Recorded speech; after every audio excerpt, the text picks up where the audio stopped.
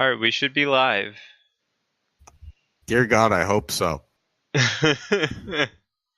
We've put a lot of work into this. Yeah. We'll see. We should already seen. Yep, we're live.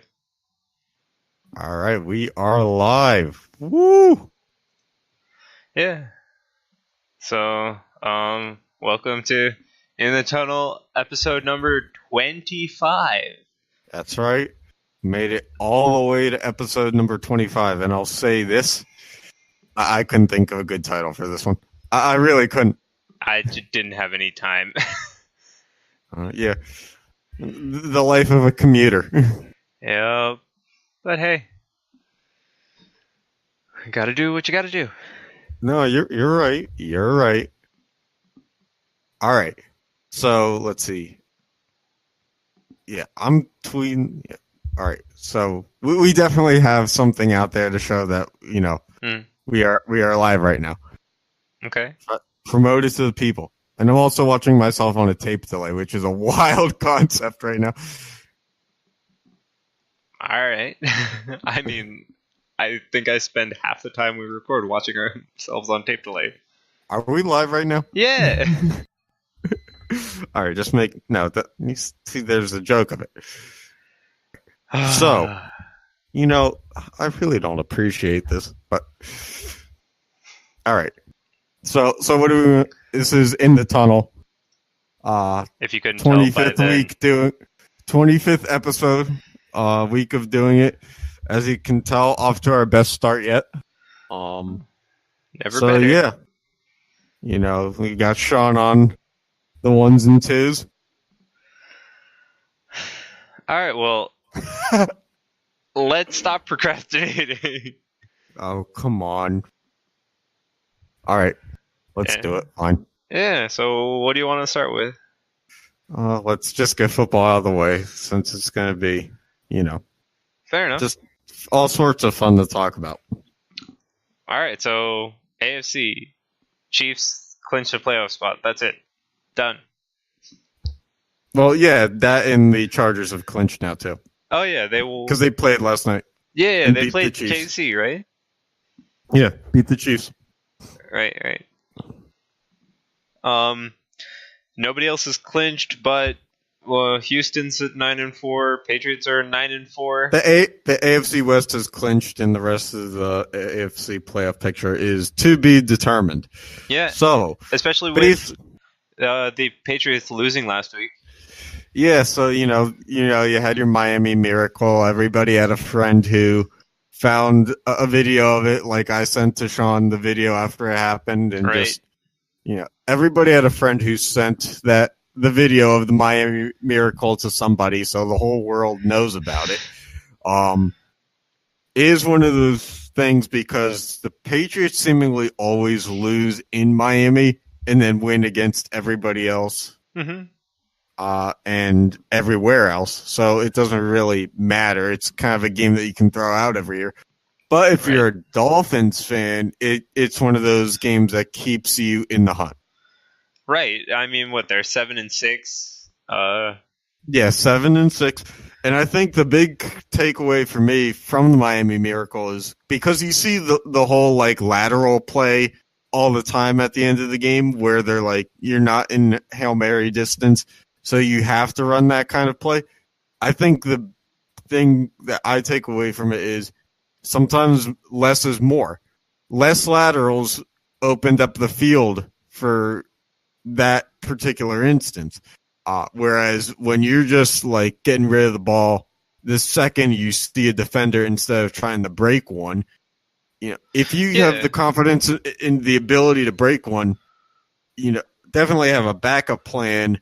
When you're, halfway to the ground and get rid of it. But if you can stay on your feet, then, sometimes don't get it to the offensive tackle, try to pick up a block and move. Right. Yeah, no, I think that the way they executed that for how, crazy it was really good. Well, I look, probably every team practices a lateral play. but let's look at let's look at who they involved in it. So obviously they had the pass, so it can look quarterback. If you want to hit that semantic, then yeah, quarterback. But they threw to a wide receiver, lateral to another wide receiver, then a running back. So the awareness of the players involved to improvise where they were going to go on the field, and they had arguably their best skill players in the offense all within, within 10 yards of each other, ready to, Right. pick up the slack. You didn't have to get it to an offensive lineman or anything, which is, if you're another team, you probably look at that and you say, well, yeah, it was luck. But at the same time, it takes some kind of strategy to be able to put your 3 skill players on 2 wide receivers and your starting running back on the same side of the field for that play. Right. I mean, that was like the notable thing, and that keeps them in the hunt because they're 7-6, tied with the Ravens, Colts, and Titans, is it? Yeah. And look, I mean, every any person in sports media has said this already. Why the heck was Gronk a safety on a play? Like the excuse that they said after the game was it was in a Hail Mary situation. If you look at the box score, it was a near 70-yard play. That's not a Hail Mary situation. And Ryan Tannehill was a converted wide receiver to quarterback in college. So I'm guessing he doesn't have the gunslinger arm that throws it 75 yards. Yeah, like it would have been. And even then, the amount of time you would have had to have in the pocket Right. with less offensive linemen because you're sending everybody you can down the field, that throw would have never gotten in the air. Yeah, and also like it's not just a 70-yard throw at that point, right? Because he has to step back, and if he's going to buy time, he's taking a long drop. And basically for the defense, like you're Gronk, looking at like a 80-some yard actual like air time, like air right, throw with the trajectory. Yeah, but Gronk are not back in the defense. It's no. Hear me out. It's the easiest play for the defense, like 70 yards. I mean, any Hail Mary, it's like you know where they're going with the ball. All you have to do is follow the guys. Yeah. 70 yards later, it's kind of like all you really have to do is be the better conditioned guy down the field. I mean, really, you just have your 2 deep safeties anyway. Yeah, exactly. I mean, that ball was more. If it was a Hail Mary, that ball is more likely to land at like the 10-yard line than anywhere else near the end. Right, but I mean, why would you put Gronk back there? Like your defense, especially a Gronk that was out recently. Like he was out for like 3 weeks. But and I get that. I think he played the week before, but still. But like I know that you guys don't have tall wide receivers in New England, but like. But Gronk my point is not known for speed. Pay your defense to do something, right? Your safeties and corners are there for speed. Yes. Why are you putting Gronk? Yeah. You need an extra linebacker, then maybe, but you're never putting a linebacker in a Hail Mary. No, I mean, the Patriots are smart enough to not put Gronk at linebacker because look how often he gets injured. But that's like his build. He's more of a. If you were to relate into a defensive position, you wouldn't choose safety or corner. I'd actually choose D-line. Nah. Just because linebackers aren't that tall. Yeah, true. But I mean, I just don't think he's. Oh, no. In terms of like his body shape, no, he's not a defensive lineman. Yeah. But he's not any defensive position at that size. Exactly. But I'm just saying, like, why? It doesn't make sense to not put your deep safeties and your faster corners there. Like, even a wide receiver before Gronk, because they just need to reach up and bat the ball down. Like, come on. I don't know. But the Miami Miracle game did spring into a trend of everybody in the AFC losing. So the Patriots lost, then the Texans lost to the Colts. The Colts, who are sneaky in this thing now. Because they're probably not going to take over the Texans spot unless they lose out. But No. at 7-6 and playing a pretty darn good second half, you never know. Yeah, so I mean, the one thing I take away from the standings, though, is that Pittsburgh has that one tie, and that's saving them from the current record, because otherwise they'd be tied with the Ravens. The Ravens lost too. Yeah, but they'd be tied. So yeah, you're like, at this point, you guys lost. You guys played first, right? So you guys lost, then the Ravens played. No, the Ravens-Chiefs game was at 1 o'clock. The Steelers was at 4 o'clock. Okay. Which, of course, the Steelers would go into a team that's tanking stadium and lose. Yep. But in my defense, the Oakland Coliseum, like, there's been articles about how, like, they just have sewage leaking everywhere. So field conditions, they cover up a baseball field. And they're slipping all over the place.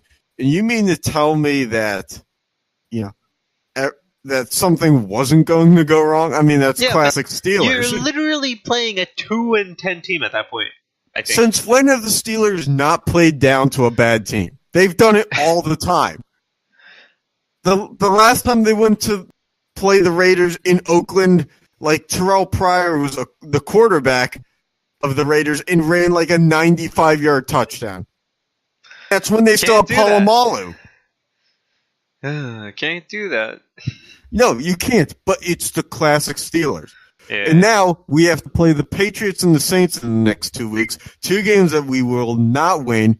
And I say that hoping that we're wrong. I'm hoping for the reverse jinx. And then we play the Bengals in the last week, which I'm sure they're going to injure half the team too. So it's a delight for sure. Honestly, I've had family, friends, and just general consensus on social media. The Steelers probably don't deserve to be in the playoffs with how they've played the past few weeks, which is a shame because the middle of the season they played so great and they were 7-2-1. But you can't lose 3 straight and then. Yep.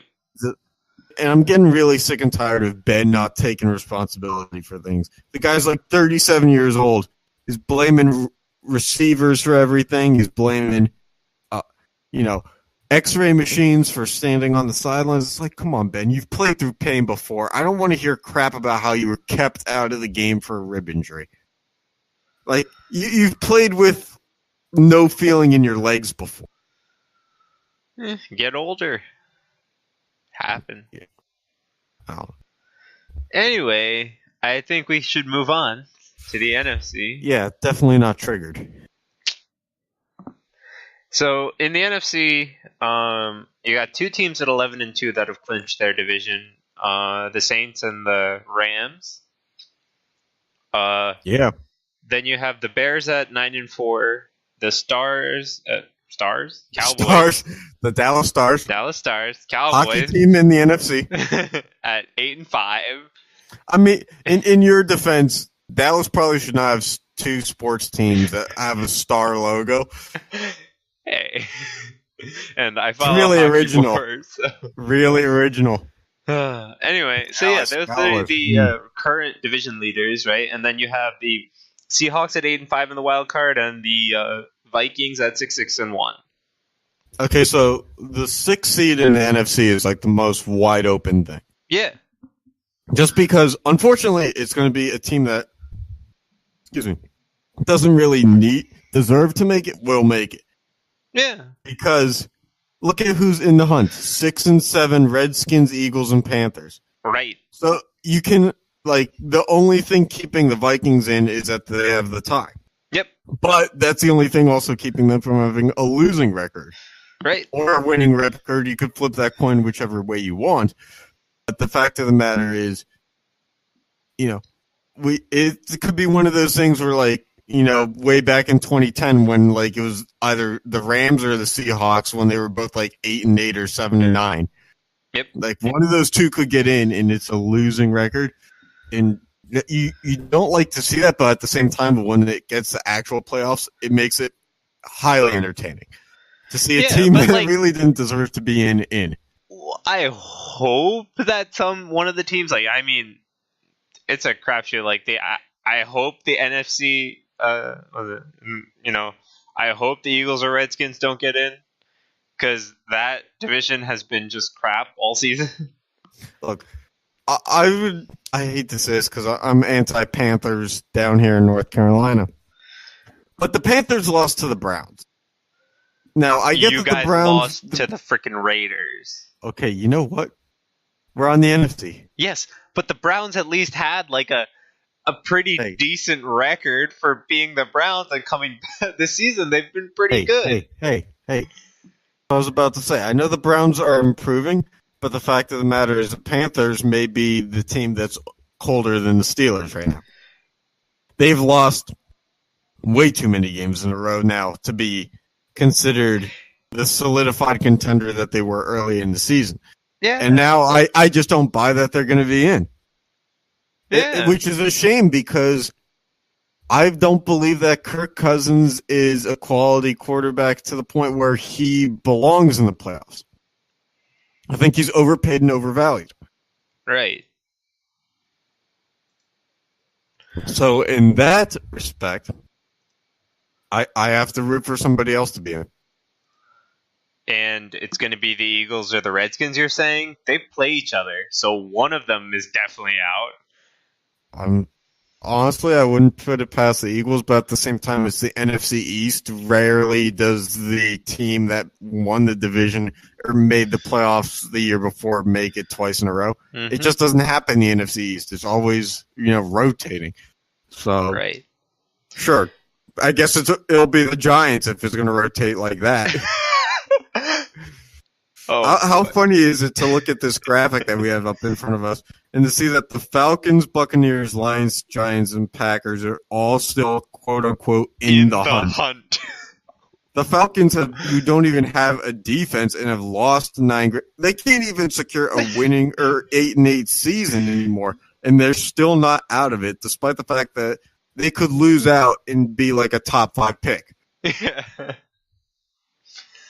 Oh. All right, so let's get to actual contenders.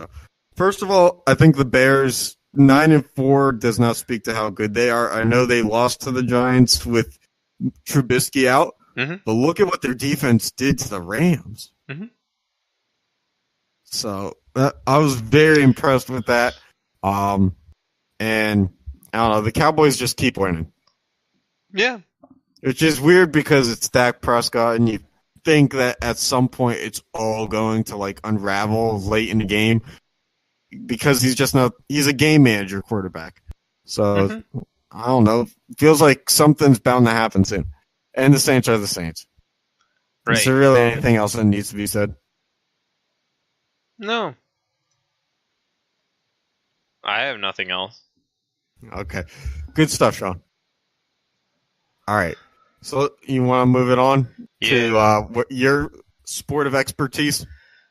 Yeah, so I mean, I feel like the divisions are finally like shaping up to how they'll be, as much as I don't like it, because the Lightning are pretty well pulling away from the rest of their division. Even the Maple Leafs, to an extent, they have a 9-point lead, is it?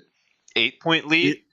Well, you have to think that the Lightning's 8-game win streak has something to do with that.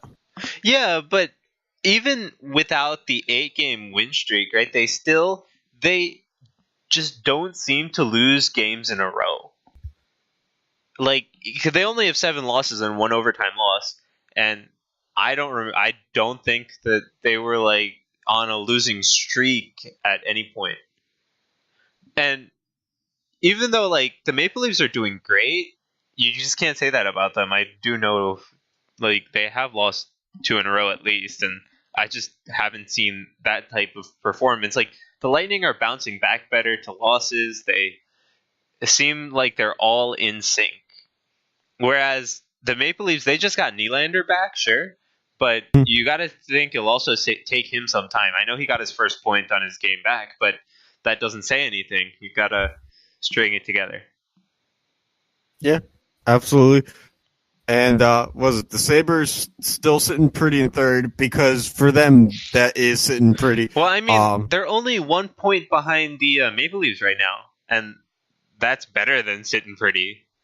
Yes, I think come playoff time, I think the Bruins are still the roster is good enough to where that third spot has some competition to it. Yeah, because the Bruins are only 4 points up behind right now, but that doesn't they really have a mean game anything. in hand. Yeah, exactly. Yeah. Although, did the Sabres play tonight? I'm not sure. Because I know that the Penguins beat the Bruins. They might not have a game in hand. Well, I didn't get to find out. didn't get to look at the games today. So Let's find out. Yeah. Ooh, look, we're ahead of the Islanders now. Yeah, so I mean, so Buffalo still has 42 points, Boston 38 still. yeah. So I mean, that division, like, I do feel like there is a clear like top half and bottom half now, though. Oh yeah, absolutely. You can definitely differentiate the Canadians, Senators, Panthers, and Red Wings from the rest of the division. I mean, to be fair, I wouldn't necessarily fully include the Canadians yet, only because they are only 1 point behind the Bruins, and even though I've seen lapses in their game, I don't necessarily think you can say that those lapses were consistent. Like the Red Wings, they play consistently bad. The Senators, I mean, we shouldn't even need to talk about them. And the Panthers are just having a terrible year, whether it be like injury and just overall performance. Yeah, but I mean, the Panthers are one of those teams that like comes up from the surface every 3 years and then sinks right back down. Yeah, but I mean, like, I'm just saying, I don't think you can fully include, like, the Canadians are really the only bubble team. Like, will they get it all together and be able to be in the top the top part of their division? They always seem to be a team that's like their roster and performance is on the fringe, or like has the potential to be on the fringe. But I think they're past the point where like they could be considered for a President's Trophy. Like I think they're years removed from that. I'm not thinking about President's Trophy. I'm just thinking about like how they feel in the division. Like they are pretty middle of the pack right now. They're only 1 point behind the Bruins, so I don't think you can remove them from or stop talking about them in the division. Let's say like they're definitely a high-scoring team, but they've also given up 105 goals. Yeah, I mean I agree with you, but also like. Yeah. When you're talking like Red Wings, Senators, and Panthers, they just play like at a consistently down level that I'm sorry, but next year you better hope next year is better.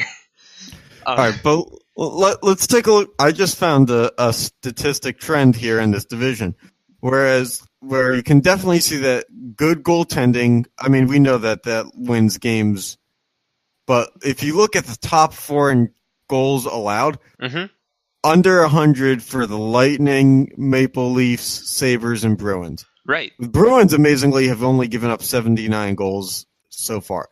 But if you look at the bottom four, every team has given up 105 plus goals on the season. Yeah.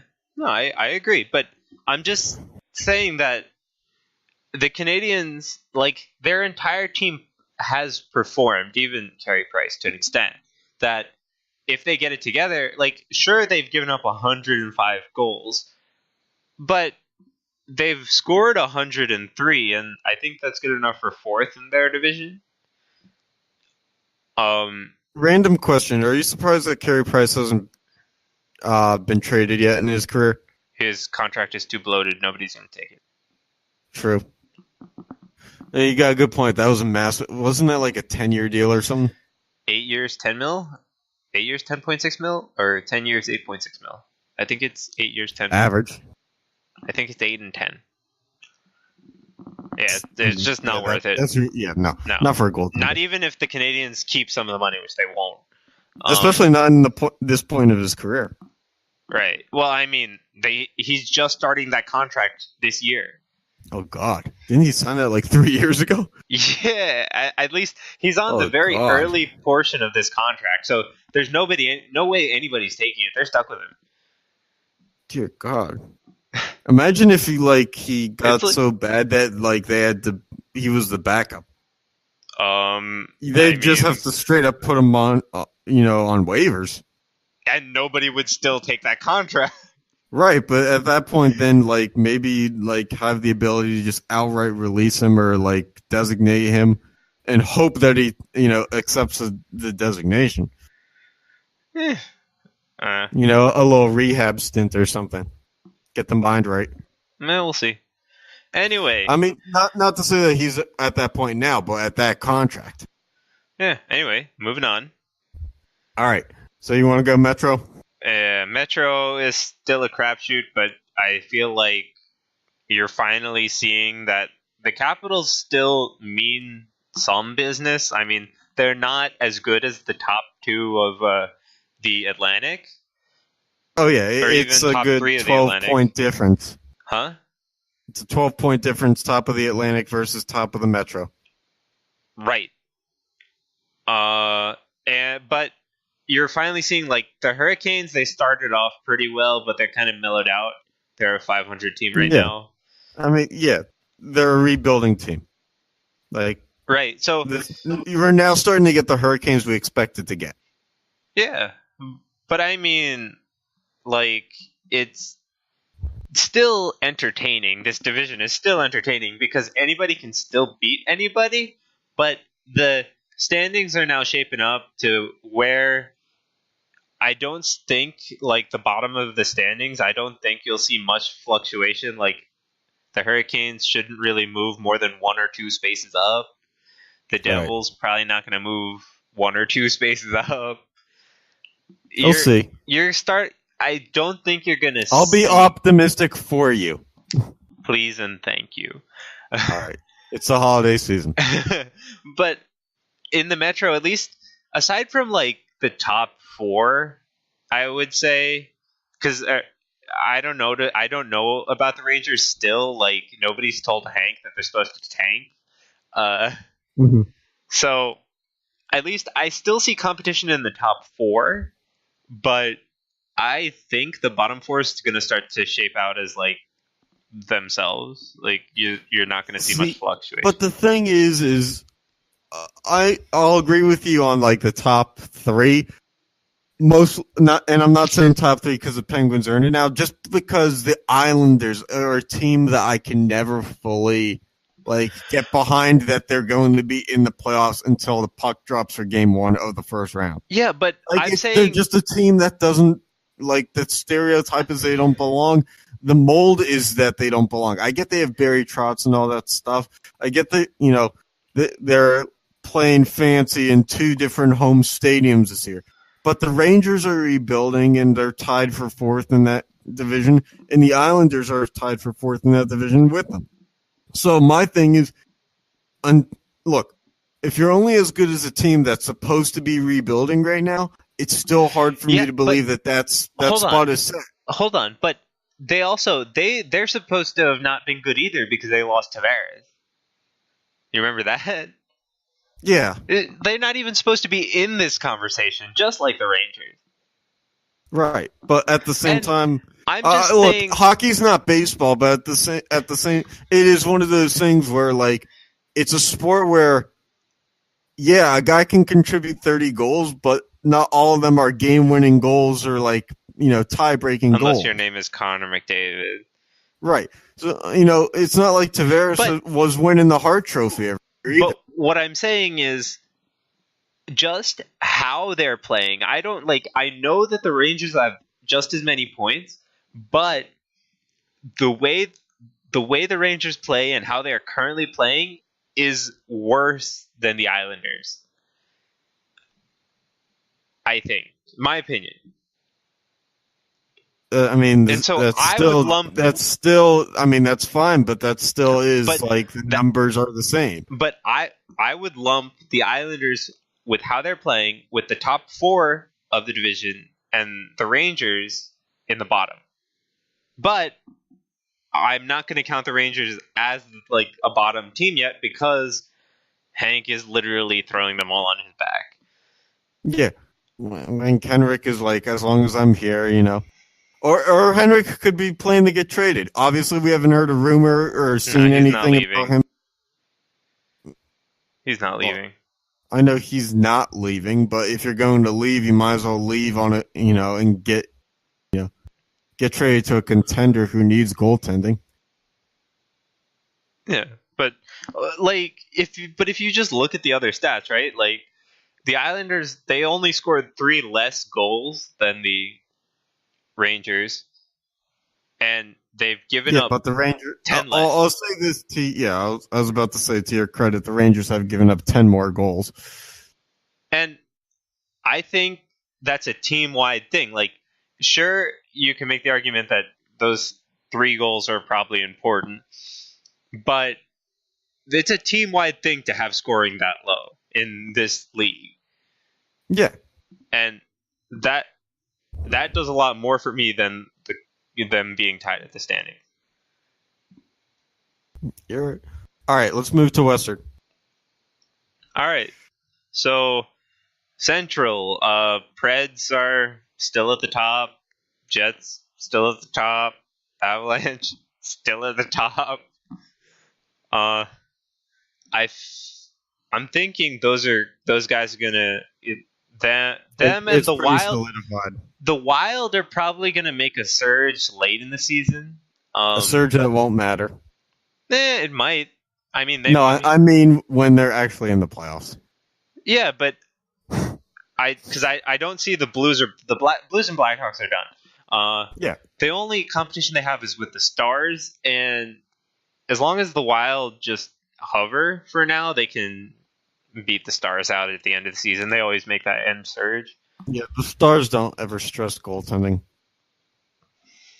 They don't. I mean, Lettinen and Khudobin is not a solidified goalie duo.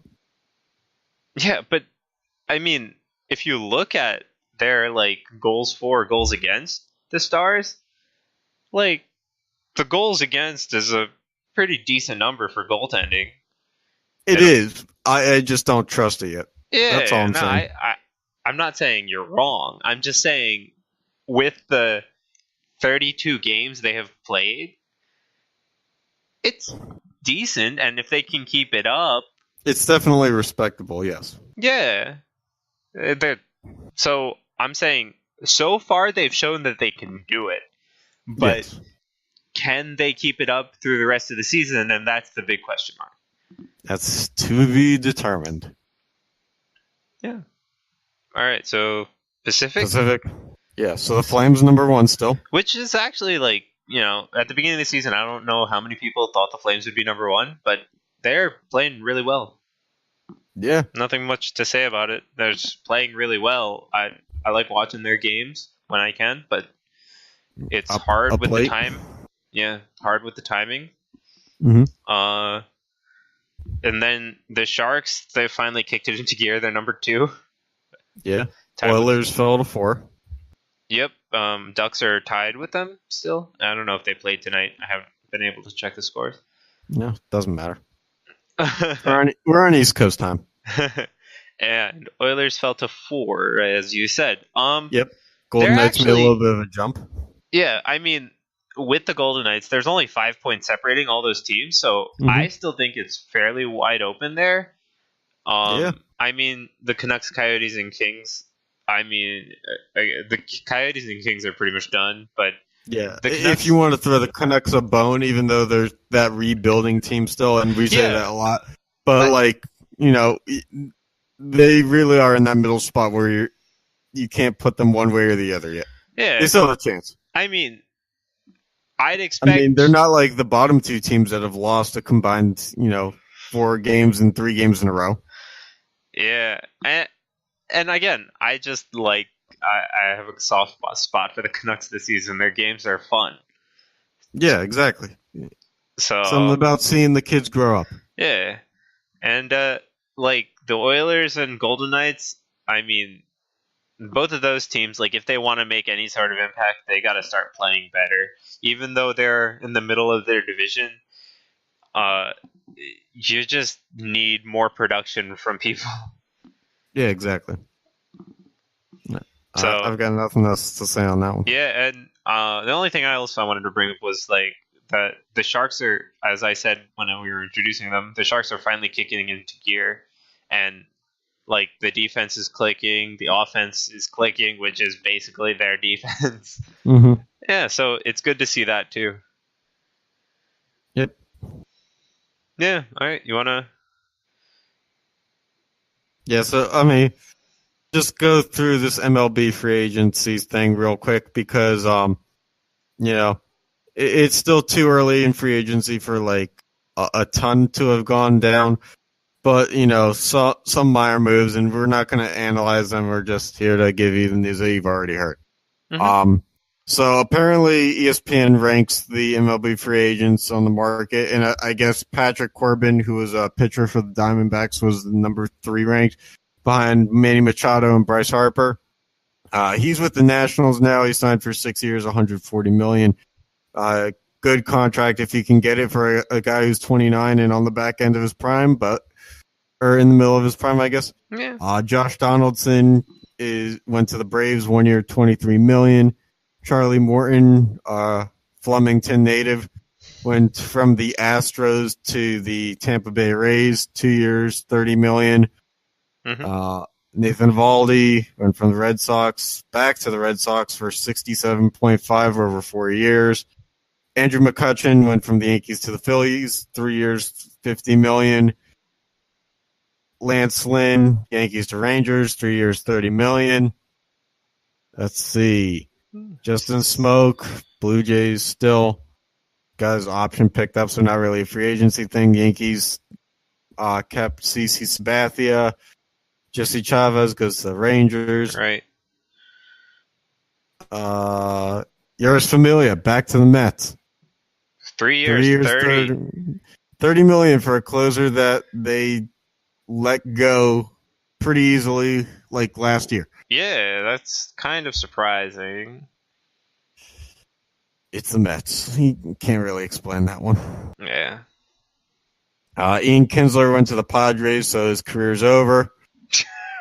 I mean, why else would he go to San Diego from the Red Sox? Career anyway, so he's. Yeah, I mean, he's 36. Yeah. Joe Kelly went from the Red Sox to the Dodgers because if you can't beat them, take their money. Tyson Ross went from the Cardinals to the Tigers. Woohoo. Steve Pearce stayed with the Red Sox, and Paul Goldschmidt got traded to the Cardinals. So the NL Central will forever be a mountain that the Pirates can't climb because of their payroll. Lucky for everybody that the Cardinals are going to be good again. Yep. Yay. All right. You have anything to add there? You've been paying attention to baseball, any? No. Did you mention that the Blue Jays released Tulowitzki? Or did you not? I did not. I went straight to the graphic. But yeah, the Blue Jays released Tulowitzki, and follow up to that, I guess someone out there with a blue check mark on Twitter seems to think that the Pirates would be a front runner for him. Don't know why Tulowitzki would ever take that little money. I guess the guy on Twitter was like, he's 34, and like on the back end, he's like, yeah. So I guess that's the reason, because he's 34, he'll take like $8 million or less. Right, got it. No. Let's see. And the Pirates unloaded $8.5 million on a contract of Ivan Nova to the White Sox, which was will probably be the best offseason move that they make, because they got rid of $8.5 million in payroll space for a guy who has an ERA over 4.5. So, why pay that if you don't need to? And for some reason, the White Sox were like, "Hey, we'll take it on." Good for them. Don't know why. Good for them. Good. Everybody wins. All right. All right. So I did have one more thing, because it is college football bowl season. We're gonna have a little fun with this one, and so there's 1,000 different bowl games, and I'm not sure if you know this, but the student athletes, the players, participants, whatever you want to call them, of bowl games get gift packages for being in the bowl games. Now, some of these are really stupid, just like the names of the bowls. So we're going to go through some of them. It goes through some of the gift packages for these bowl games. I will, and we're also going to go through the stupidest names of bowls. I will let you pronounce the bowl game names because I don't even want to try. Well, I think the fact that it's so hard to pronounce some of them just goes to show why they should not be called what they are. So, the Sharabundi, I could be saying that wrong, right off the bat. We're not even one in. The Sharabundi Boca Raton Bowl, which, the high-flying package game of UAB, University of Alabama, Alabama at Birmingham versus Northern Illinois. So you get a drawstring backpack, not even a real backpack, and you get a beach towel because, who doesn't have a nice beach in Alabama at Birmingham or Illinois? So, yeah. And, I think that it's worth noting that pretty much over half of the college football bowl games, every player gets a football.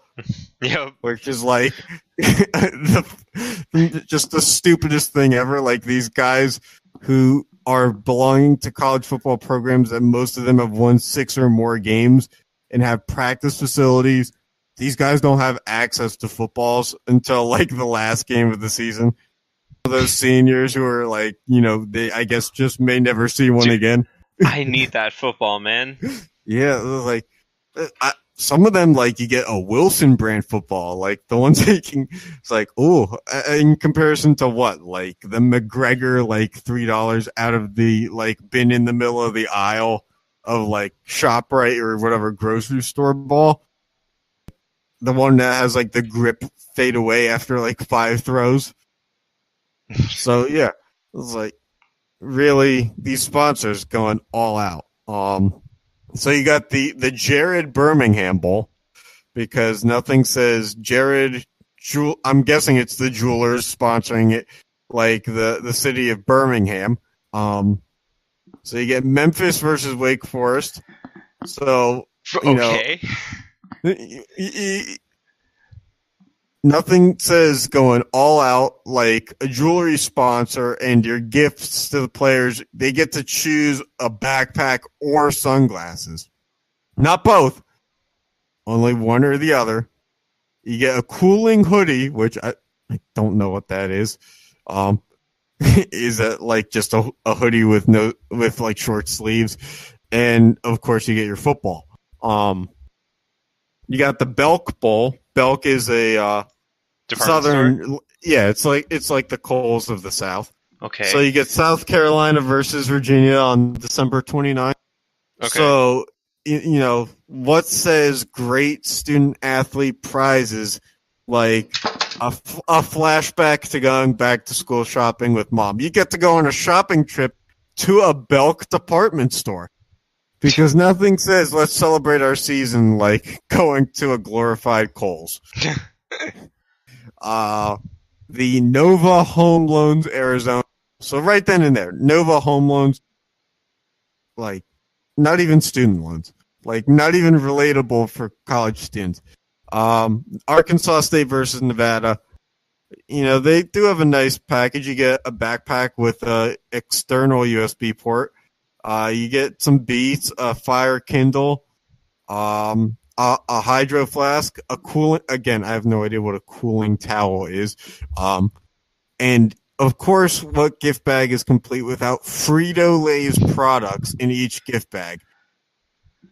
Couldn't sponsor the bowl, so sponsored the product. Yeah. Well, yeah, but the sponsor of the bowl is the company. Let's give them some Frito-Lay's. Yeah. The Academy Sports Plus Outdoors Texas Bowl. So here we have a sponsor that's way too long and includes a math formula. December 27th, you have Baylor versus Vanderbilt. So you get a look. Let me first ask a question. Yeah, you get a question for this one though. Have you ever seen an Academy Sports and Outdoor store? No. Okay, so I'm guessing like if they don't have them in wherever Vanderbilt or Baylor is, this gift card is pretty much null and void. But they get a gift card, an Adidas backpack, and a belt buckle. And there's actually a picture, you can look it up, a gigantic belt buckle that says Texas Bowl on it, because what completes your wardrobe better than an oversized belt buckle the size of your waist that I don't know, if you're the team that loses the game, it's like that just goes straight in the trash. Mm-hmm. So you could probably pronounce this one. The New Mexico Bowl. Yeah, I can pronounce that one. That's not that hard. Not even a sponsor for this one, so it's great. They avoided the stupid name part. North Texas versus Utah State. So the players get they get a variety of things, but the noted thing that I found, they get a pen. So yeah, it's a really nice pen, but come on, it's 2018. Everybody's got a laptop and a tablet, and has like these student athletes submit all their stuff online on like Turnitin or on like a portal or something. You get a pen. I guess it's a good thing to remind yourself of, like, hey, I have this test that uses Scantrons. I can't use this cool pen. AutoNation Cure Bowl. Okay, first of all, there should not be a football game called the Cure Bowl, especially when concussions are still an issue. I get that Cure Bowl probably means something else, but the simple mind goes straight to cure, as in like curing a sickness. Tulane versus Louisiana. So the players get a DOP kit, which I guess it's a nickname for a toiletries bag, Sean. Oh. So, What? You only need to pack 95% of your bags to go to the Cure Bowl because they'll provide you with toiletries. Okay. So basically, you get to stay in your Best Western with your free toiletry bag. Good for them. Congrats on your season and having a winning record, more likely than not. So yeah, now we get the stupid bowl nicknames. So the Sharabundi or Charabundi, whatever you want to call it, the Boca Raton Bowl. I mean, that just sounds like stupid swampland. I don't know why that has a lot of appeal. The Bad Boy Mowers Gasparilla Bowl. That's a little bit of a handful to say, in my opinion. It's a handful to say, and Bad Boy Mowers in itself. I'm sure they're a great company. I'm sure they make a fine product, but it's not Bad Boy Mowers for football, especially not between USF and Marshall. The famous Idaho Potato Bowl. They're famous. Why? Yeah, they're famous. Not famous enough for like us to really be reminded of it all the time.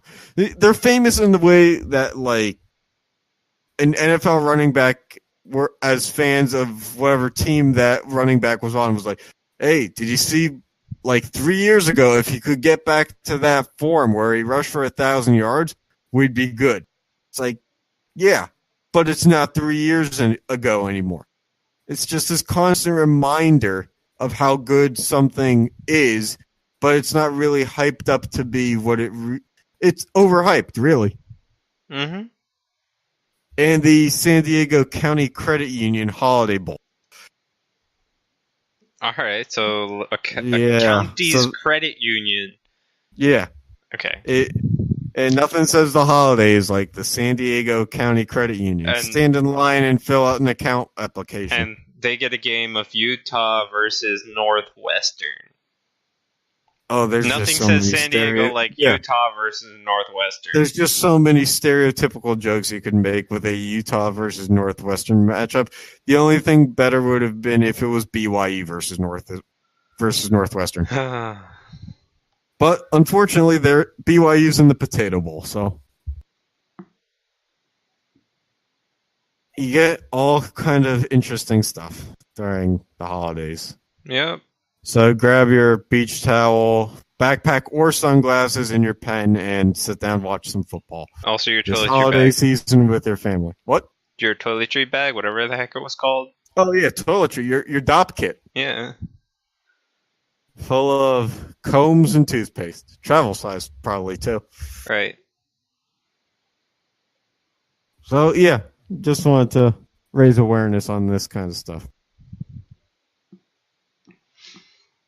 All right. You got anything else to add, Sean? No. Just kicking back over there, huh? Yeah. With your Yankees blanket. In the background. Yep. Yep. I got nothing else to All right. add. You? All right.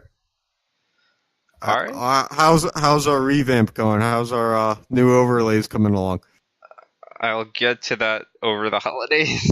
Sounds good. It's the holiday season. We'll get to it when we get to it. Well, no, it's just I've been working. So. Well, yeah, I understand. Just So. thought I would ask. Yep. All right. All right. See you Thanks for guys next week. watching or listening. Woo!